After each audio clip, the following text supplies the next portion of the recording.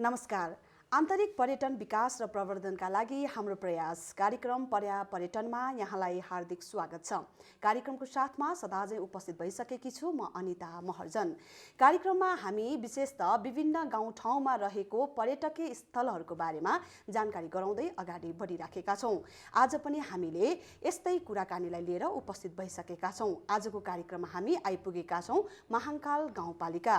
दक्षिण ललितपुरको एउटा महत्त्वपूर्ण स्थानको रूपमा लिन सक्छौँ महाङ्काल गाउँपालिका।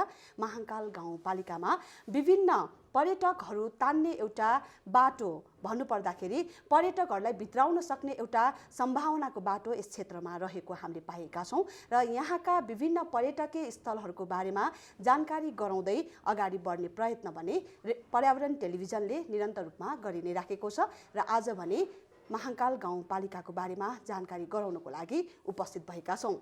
यसै सन्दर्भमा कुराकानी गर्नको लागि यतिखेर हामी उपस्थित भइसकेका छौँ महाङ्काल गाउँपालिका कार्यालयमा।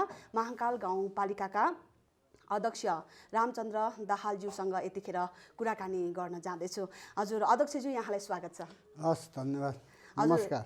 सर्वप्रथम महाङ्काल गाउँपालिकाको बारेमा छोटकरीमा जानकारी गराउनु पर्दा हाम्रो दर्शकवृन्दहरूलाई तपाईँले यस गाउँपालिकालाई कसरी चिनाउन चाहनुहुन्छ? महाङ्काल गाउँपालिका ललितपुर जिल्लाको दक्षिण पूर्वी भेगमा पर्दछ। हजुर। यो ललितपुरको सदरमुकाम सातदोबारदेखि 50 किलोमिटरको दूरीमा महाङ्काल गाउँपालिकाको केन्द्र रहेको छ र यसको अन्तिम भागमा जानको निमित्त महाङ्काल गाउँपालिकाको केन्द्रबाट हामी 23 किलोमिटर गएपछि मात्रै हामी सबभन्दा अन्तिम वडा ठुलादुर्लुङमा हामी पुग्दछौँ। र राज्यको पुनर्संरचना पछाडि जुन संहिता लागू भयो, संहिता लागू हुँदाखेरि 6वटा गाउँ गाविसहरू मिलेर महाङ्काल गाउँपालिका बनेको छ र महाङ्काल गाउँपालिकामा 6वटा वडा पर्दछन् र यो पहाडी भूभागले भरिएको छ र यो समुद्र सतहदेखि 400 मिटरको स्थानदेखि लिएर 2900 मिटरसम्मको अग्लाइ भएका ठाउँहरू महाङ्काल गाउँपालिकामा पाइन्छ र महाङ्काल गाउँपालिका धार्मिक तथा धार्मिक पर्यटकीय रूपले अत्यन्त महत्त्वपूर्ण स्थान रहेको छ र त्यसै गरी यहाँ चाहिँ कृषिको रूपले पनि महाङ्काल गाउँपालिका तरकारी खेती र दुध उत्पादनमा महाङ्काल गाउँपालिका चिनिन्छ। यहाँका किसानहरूको एकदम मुख्य आय स्रोत भनेको दुध र त्यस पछाडि तरकारी खेती हो र यहाँ अरू दीर्घकालीन खेतीहरू पनि यहाँ चाहिँ विकास भएको छ। महाङ्काल गाउँपालिकाको वडा नम्बर 6 र वडा नम्बर 5 मा कफी खेती प्रशस्त रूपमा यहाँ उत्पादन हुन्छ। कफी खेतीको विकास भएको छ। त्यसै गरी अरू चन्दनपुर, कालेश्वर, गोटीखेल, मानखेल, बुकखेलमा हामीले चाहिँ चिया खेतीको पनि यहाँ चाहिँ हामीले विकास गरेका छौँ। हजुर, यसरी कृषि क्षेत्रलाई पनि अगाडि बढाउने क्रममा यस्ता विभिन्न कार्यहरू भइरहँदाखेरि गाउँपालिकाले चाहिँ अझ यस उत्पादन गर्ने कुराहरूलाई प्रोत्साहन गर्नको लागि कस्तो भूमिकाहरू तपाईँले निभाउनु भएको छ? गाउँपालिका, यो गाउँपालिका भनेको राज्यको सबभन्दा तल्लो तह हो, यो स्थानीय तह हो जहाँ हरेक समुदायका, हरेक पेसा व्यवसायका समुदायसँग प्रत्यक्ष संलग्न हुन्छ र हामीले विगतका केही वर्षहरूमा चाहिँ भौतिक पूर्वाधारमा हामीले प्रायोरिटी दियौँ र यो वर्षको हाम्रो आर्थिक बजेटमा चाहिँ कृषिलाई चाहिँ हामीले फर्स्ट प्रायोरिटीमा राखेर काम गरेका छौँ र एकदम तल न्यून स्तरमा रहेका किसानहरूदेखि लिएर व्यावसायिक किसानहरूमा जाने गरी हामीले कृषिका कार्यक्रमहरू बनाएका छौँ र कृषि उत्पादनलाई पनि हामीले बजारसम्म जोड्नको निमित्त पनि हामीले त्यो प्रयत्नहरू गरेका छौँ। हजुर, अलिकति बजारसम्म त्यो उत्पादित सामानहरू लानको लागि कठिनाइ भयो भन्ने कृषकहरूको धेरै गुनासोहरू आइराखेको छ। अझ बर्खायाममा धेरै नै कठिन हुने कुराहरू पनि छ। यो विकास निर्माणका गतिहरूलाई चाहिँ कसरी अगाडि बढाइराख्नु भएको छ यसको बारेमा पनि अलिकति जानकारी गराइदिनुहोस् न। यो बुझ्न त यसरी बुझ्नु पर्यो, यो पहाडी भूभाग हो। हजुर। हामीले डाँडा काँडालाई खनेर बाटा बनाएका छौँ र बर्खायाममा भेलबाढीले बाटाहरू बगाउने, पहिरा लड्ने र त्यो रोकिने स्थितिहरू आउन सक्छ। र हामी निर्वाचित भएर आएको बेलादेखि कहिलेकाहीँ 1 दिन 2 दिनभन्दा बाहेक हामीले यहाँको कृषि उपज बजारमा उपत्यकामा पठाउने गरी हामीले बाटाघाटाहरू रोकेका छैनौँ। त्यो गाउँपालिकाको पहलमा सबै बाटाहरू हामीले खोल्ने गरेका छौँ। हजुर, भनेपछि विकास निर्माणको गति पनि निरन्तर रूपमा अगाडि बढिरहेको छ। निरन्तर रूपमा हामीले अगाडि बढाइरहेका छौँ। सो अहिले हामी आइपुग्दाखेरि पनि कति बीच बाटोहरू अलिकति चुनौतीपूर्ण नै होइन। अझ बाइकमा अब धेरै पर्यटकहरू आउनुहुन्छ यहाँ, सिम्बा झरनादेखि लिएर धेरै पर्यटकीय स्थलहरू रहेको स्थान पनि हो, आउनुहुन्छ। उहाँहरूले चाहिँ अलिकति आइपुग्न कठिनाइ जस्तो देखिन्छ नि होइन। एकदम तपाईँको कुरा ठिक हो। यहाँको मुख्य नाकाको रूपमा रहेको लेले चन्दनपुर मोटर बाटो जो ठुला दुर्लुङ हुँदै बागमती गाउँपालिकासँग जोडिन्छ र यसले लगभग महाकाल गाउँपालिकाका सबै वडाहरूलाई छुन्छ र यो मुख्य बाटो हो। यो मुख्य बाटो महाकाल गाउँपालिकाको तर्फबाट मर्मत सम्मार गर्नुभन्दा बाहेक अरू काम, ठुला कामहरू, पिच गर्ने कामहरू गर्न गाउँपालिकाको पहुँचमा हुँदैन। त्यसबाट यो चाहिँ कि सङ्घीय सरकारले, केन्द्रीय सरकारले यसमा चाहिँ हेरिदिनु पर्ने कुराहरू छन्। तपाईँ अहिले बाटोमा पनि आउँदै गर्नुभयो होला, हामीले बर्खामा लडेका पहिराहरू नियन्त्रणको निमित्त ग्यामिन तारहरू हामीले मर्मत सम्मारहरू गरिराखेका पनि छौँ। तपाईँहरूले अहिले पनि निरन्तर भइरहेको छ। तर यसलाई अलि बाटोको स्तर उन्नति गर्ने र यो बाटोलाई चाहिँ पिच गर्ने, यो पिच लगभग 67-68 सालमा पिच भएको बाटो हो। अब राम्रै बजेट पनि थियो, तर पिच बाटो चाहिँ पिच भएका 2-3 वर्षदेखि नै भत्किएर लगभग अहिले चाहिँ सिद्धिसकेको अवस्थामा छ। र यो केन्द्रीय सरकारले, सङ्घीय सरकारले हेर्नुपर्ने छ। र अहिले एउटा काम महाकाल गाउँपालिकाभित्र लक्ष्यवासदेखि चन्दनपुरसम्म चाहिँ एउटा अलि विस्तृत परियोजना बनेको छ। मलाई लाग्छ यो वर्ष त्यो काम सुरु हुन्छ। हजुर, अलिकति हाम्रो धार्मिक, प्राकृतिक र पर्यटकीय स्थलको बारेमा कुरा गरौँ। हाम्रो महाकाल गाउँपालिकामा चाहिँ धार्मिक, प्राकृतिक र पर्यटकीय स्थलहरू चाहिँ कुन ओडामा, कुन चाहिँ अलिकति पर्यटकहरूलाई चाहिँ आकर्षित गर्ने स्थानहरू छन् त? एउटा कुरो त यो हाम्रो त महाकाल गाउँपालिकामा प्रवेश गर्ने बित्तिकै यहाँ हरियाली छ, वन जङ्गलहरू छ। तपाईँ चैत वैशाखमा आउनुहुन्छ भने एकदम लाली गुराँसले डाँडा पाखा रातै हुन्छ, उसै मनमोहक छ। त्यस कारण हाम्रो सबै जहाँ हेऱ्यो त्यहीँ पर्यटकीय क्षेत्र हो। हो, तर पनि यसलाई दुई पर्यटकीय, एउटा चाहिँ प्राकृतिक पर्यटन जुन छ र अर्को जुन धार्मिक पर्यटन छ। र धार्मिक पर्यटनको रूपमा चाहिँ हामीले यहाँ बैतरणी धाम छ। त्यो बैतरणी धाम चाहिँ पुराणमा उल्लेख भएअनुसार मान्छेको मृत्यु पछाडि स्वर्ग जाने बाटो बैतरणी तर्ने ठाउँ भन्ने जुन छ, त्यो चाहिँ संसारको बैतरणी भनेको अन्त कहीँ छैन, यही महाकालमा छ। र यसको अत्यन्त महत्त्वपूर्ण छ र धेरै धार्मिक मान्छे व्यक्तित्वहरू यहाँ आइपुग्नुहुन्छ। अब अर्को भनेको कालेश्वर महादेव थान, जो चाहिँ झन्नै 2900 मिटर माथि अवस्थित छ। र त्यहाँ चाहिँ धेरै तीर्थालुहरू चाहिँ त्यो कालेश्वर मन्दिरमा आउनुहुन्छ। र त्यतिखेर त्यो चाहिँ महादेवले सतीदेवीलाई बोकेर हिँड्दाखेरि चाहिँ घाँटी पतन भएको भएर त्यहाँ कालेश्वर महादेवको उत्पत्ति भएर त्यो अवस्थित रहेको भन्ने किंवदन्ती छ। त्यो अनुसार त्यो अत्यन्त ऐतिहासिक र पवित्र धार्मिक तीर्थस्थल छ, त्यहाँ पनि आउने गर्नुहुन्छ। र अर्को भनेको हाम्रो वडा नम्बर 4 मा लोङतोङ गुम्बा छ, अत्यन्त आकर्षक र धार्मिक गुम्बा छ। त्यहाँ पनि अत्यन्त धेरै पर्यटकीय मान्छेहरू आउने गर्नुहुन्छ। र अरू पनि यहाँ पशुपति मन्दिरदेखि लिएर अरू देवताको मन्दिरहरूदेखि लिएर धेरै धार्मिक पर्यटकीय स्थलहरू छन्।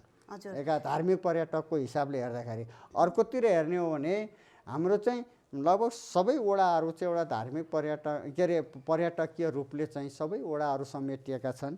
हामीले वडा नम्बर 1 मा जाने भने त्यहाँ पालाज्यू झरना, जो चाहिँ 12 महिना त्यो झरना चाहिँ एकदम झरिरहेको छ र त्यहाँ पर्यटकीयहरू आउने गर्छन्।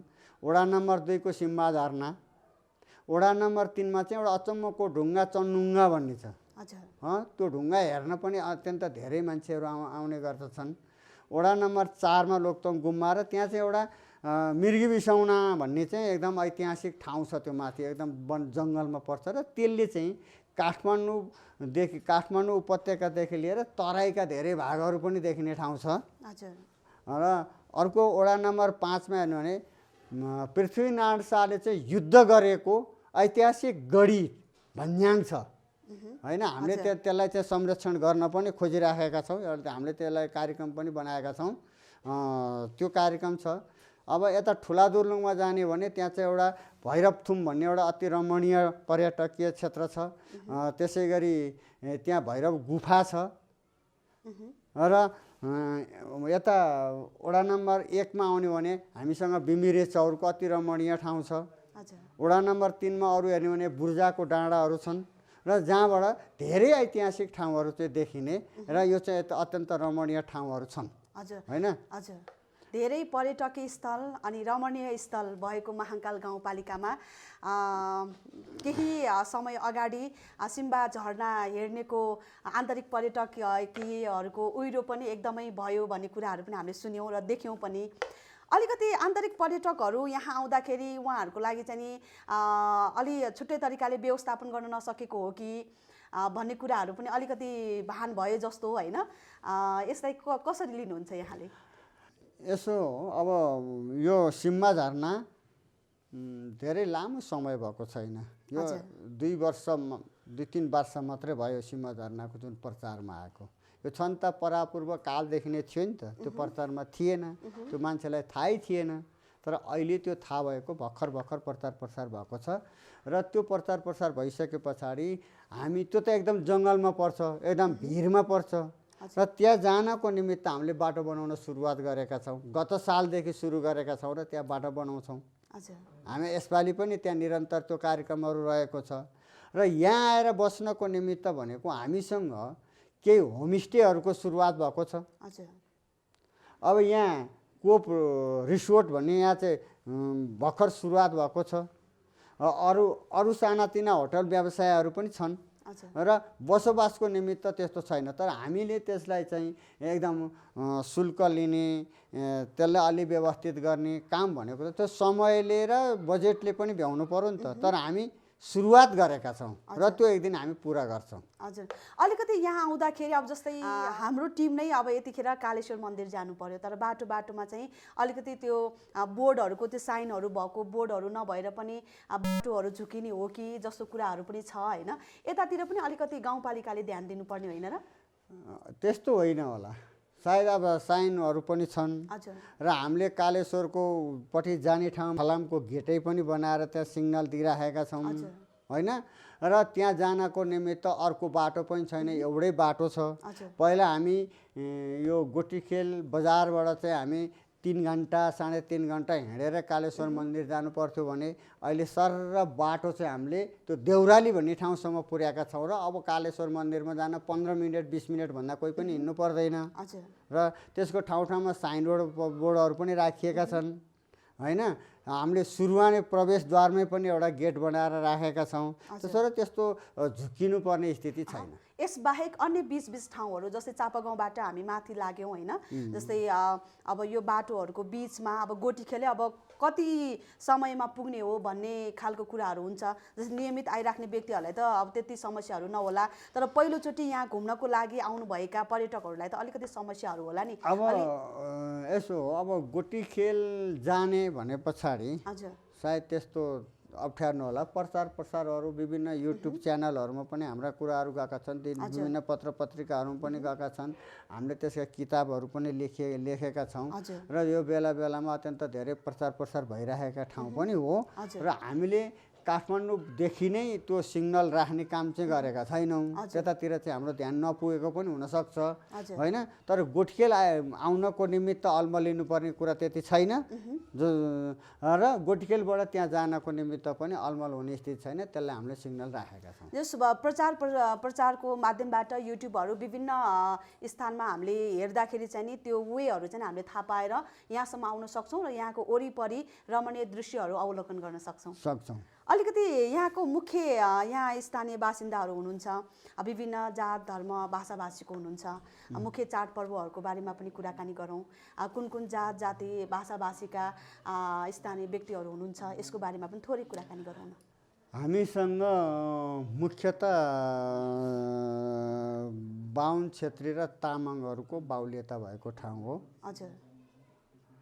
र यहाँ चाहिँ पहिलो 1 नम्बरमा बाहुन क्षेत्रीहरू छन्, दोस्रो नम्बरमा तामाङहरू छन्, त्यस पछाडि हाम्रा केही अल्पसङ्ख्यक जातिहरू पनि छन्, जस्तै बराम जाति अनि सुनवार जाति, त्यो सुनार होइन सुनवार जाति, त्यसलाई सिकारी पनि भन्छन्, त्यो जातिहरू पनि छ हामीसँग। यो अल्पसङ्ख्यक जाति हो र हामीसँग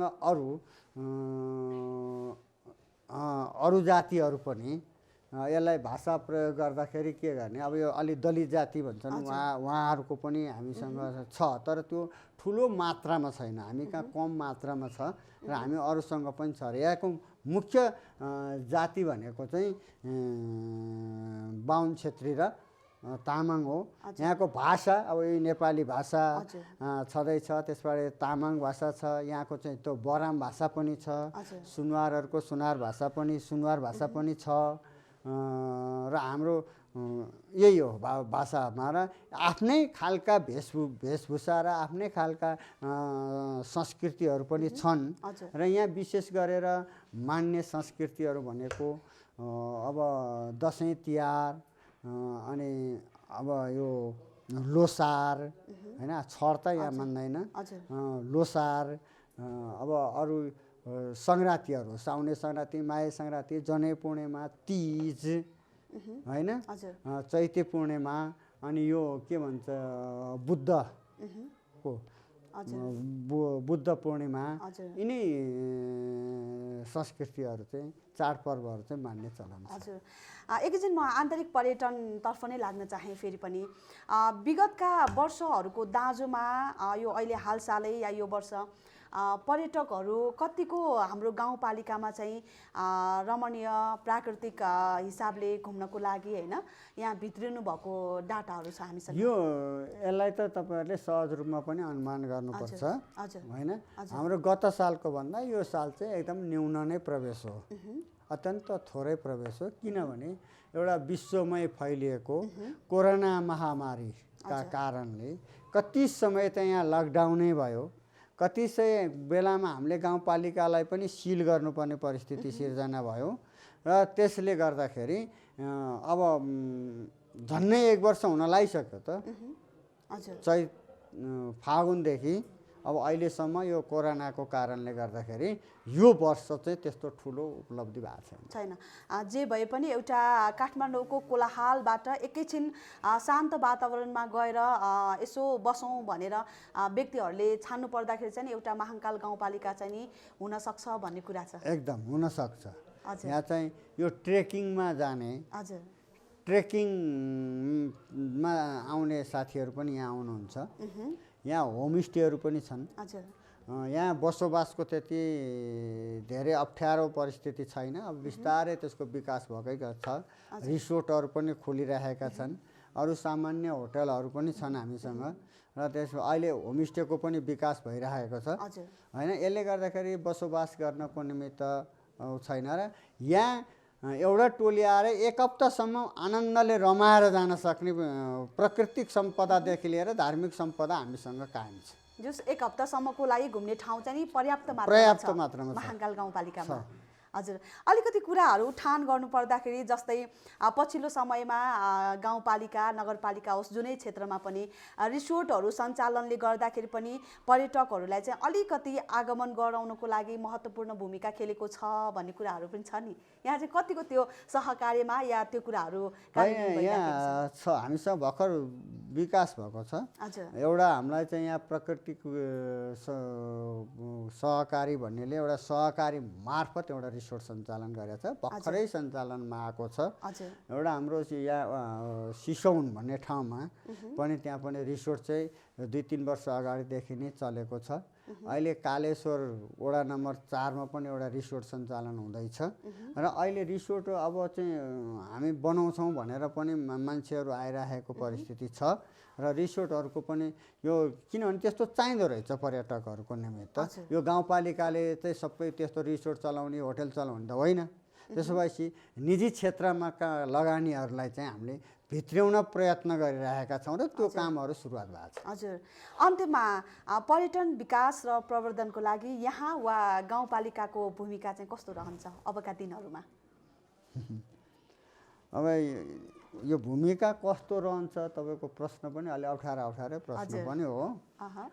हामीले हाम्रा विभिन्न गाउँपालिकाका कार्यक्रमहरू, विकास निर्माणका कार्यक्रमहरू, शिक्षा स्वास्थ्यका कार्यक्रमहरू, कृषिका कार्यक्रमहरू भने जस्तै पर्यटन पनि हाम्रो एउटा चाहिँ मुख्य कार्यक्रम हो होइन। यहाँको जनताको स्तर वृद्धि गर्नको निमित्त, समृद्धितिर अगाडि बढाउनको निमित्त पर्यटक पनि हाम्रो चाहिँ महत्त्वपूर्ण एउटा पाटो हो, अङ्ग हो भन्ने हामीले ठानेका छौँ र त्यही अनुसार पनि हामीले चाहिँ अब पर्यटन विकासको निमित्त पिकनिक स्पोट हामीले चाहिँ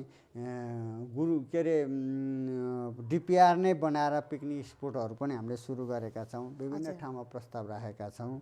यो हिल स्टेसनका कार्यक्रम अहिले चाहिँ यो कालेश्वर मन्दिरमा चाहिँ हिल स्टेसनको कार्यक्रम पनि यो वर्ष प्रदेश सरकारबाट हामीले पार्न सफल भएका छौँ। यो वर्ष डिपिआर भएर यो चाहिँ कन्टिन्यू बहुवर्षीय कार्यक्रममा चाहिँ परेको छ। सिम्मा झरनामा बाटो बनाउनको निमित्त नियमित बजेट पर्न, बहुवर्षीय बजेटहरू पर्न सुरु गरेको छ। बैतडी धाममा हामी यसपालि 1 करोडको काम गर्दैछौँ होइन। त्यसो भएर हाम्रा फोकसहरू अरू भनेको यहाँ फेरि अब चिया बगानमा फोटो खिच्नको निमित्त इलाम जानु पर्दैन, महाकाल आयो हुन्छ, हामीसँग चिया बगान छ। अर्को कुरो भनेको अत्यन्त संसारमा प्रसिद्ध रहेको एउटा कफी छ हाम्रो ठुला दुर्लुङ र चन्दनपुरमा। त्यो कफी हेर्नको निमित्त अब चाहिँ गुल्मी जानु पर्दैन नेपालको, अब महाकालमा आउँदाखेरि हुन्छ।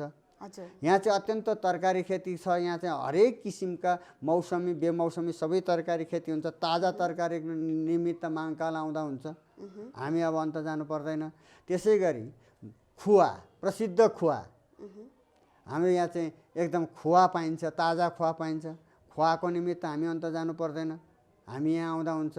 बाटोको हिसाबमा पनि अहिले पनि बाटो अलि अप्ठ्यारो हुँदाहुँदै पनि हामी साडोबारबाट 2 घन्टादेखि 2.5 घन्टामा महाकाल आइपुग्छौँ होइन। अब हामी के पनि सोचिराखेका छौँ भने हामीले छलफल चलाएका छौँ, ती कामहरू सुरु पनि भएका छन्।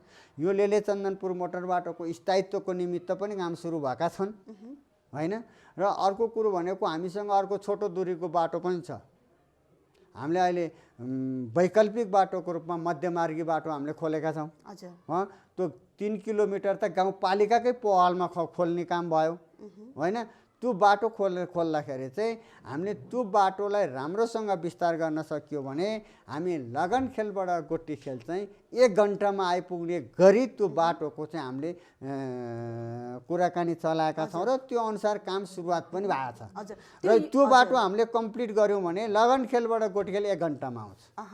त्यो योजना चाहिँ कहिलेसम्म पुरा होला त? अब एउटा यो प्रश्न पनि दर्शकवृन्दहरूमा होला। अब सुरुवात गरेका छौँ हामी। सुरुवात गरेपछि एक दिन पुरा हुन्छ। हाम्रो प्रयत्न जति सके छिटो प्रयत्न पुरा गर्नको निमित्त प्रयत्नरत छौँ। हजुर, पक्कै पनि यहाँको यस्ता राम्रा कार्यहरू अझै उन्नति प्रगतिका कार्यहरू हुँदै जाओस्। हाम्रो पर्यावरण टेलिभिजनको तर्फबाट धेरै शुभकामना। अन्तिममा हाम्रो पर्यावरण टेलिभिजन हेरेर बस्नुहुने दर्शकवृन्दहरूलाई के भन्न चाहनुहुन्छ? हामी महाकाल गाउँपालिका ललितपुर जिल्लाको सदरमुकामबाट नजिकै रहेको तर पहाडी भूभागले, पहाडी श्रृङ्खलाहरूले विविधताहरू, धेरै विविधताहरू छन् महाकाल गाउँपालिकामा।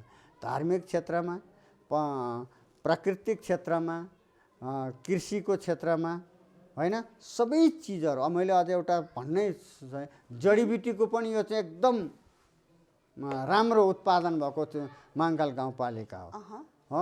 लगभग वर्षको 5 करोडभन्दा माथि त जनताले जडीबुटी बेच्नुहुन्छ यहाँबाट होइन। त्यस कारण त्यो क्षेत्र हरेक विविधता भएको चाहिँ रमणीय क्षेत्र भएको छ र म सबैलाई यो क्षेत्र हेर्न आउनुहोस् होइन र यहाँका ताजा तरकारी ताजा फल खुवा र यहाँ चिया कफीको स्वाद लिनुहोस् म यही भन्न चाहन्छु हजुर हस् यहाँलाई धेरै धन्यवाद हस् धन्यवाद अनिताजी हजुर पक्कै पनि दर्शकवृन्द रमाइलो कुराकानी भयो महाङ्काल गाउँपालिकाको यहाँको पर्यटकीय स्थलहरूको बारेमा धेरै कुराहरू तपाईँहरूलाई देखाउनु नै छ त्यो तपाईँहरूले हाम्रो रिपोर्ट मार्फत पनि थाहा पाउनुहुनेछ कार्यक्रममा विशेषतः यस्तै कुराकानीहरू हामी उठान गर्ने गर्छौँ र महाङ्काल गाउँपालिका एउटा तपाईँको लागि घुम्न आउने शान्त सुन्दर अनि रमणीय वातावरणमा रम्न आउने एउटा पर्यटकीय गन्तव्य पनि हुनसक्छ त्यसैले एकचोटि आउनुहोस् महाङ्काल गाउँपालिका आइसकेपछि तपाईँले आफ्नो परिवारलाई खुवाको कोसेली पनि लिएर जान सक्नुहुनेछ सँगसँगै अध्यक्षज्यूले भनिसक्नु भएको छ यहाँ जडीबुटीदेखि लिएर चिया खेती होइन चिया बगानहरूमा पनि हामी रम्न सक्छौँ कालेश्वर मन्दिरमा अझ हामी रमाइलो गर्न सक्छौँ विभिन्न यस्ता क्षेत्रहरूमा तपाईँ रहन सक्नुहुनेछ रम्न सक्नुहुनेछ तपाईँहरू आफ्नो परिवारसँग आएर एक हप्तासम्म यहाँ बसेर पनि रमाइलो गर्न सक्नुहुनेछ जे होस् एउटा पर्यटकीय सम्भावना धेरै नै बोकेको महाङ्काल गाउँपालिकामा तपाईँहरूलाई पनि एकचोटि आएर भिजिट गरिदिनुहोस् भन्दै अनुरोध गर्दै अर्को हप्ता पुनः नयाँ पर्यटकीय कुराहरू लिएर तपाईँको टेलिभिजन सेटमा उपस्थित हुने बाचाका साथ आजको कार्यक्रमबाट म कार्यक्रम प्रस्तुता अनिता महर्जन पनि बिदा हुन चाहन्छु नमस्ते जय पर्यावरण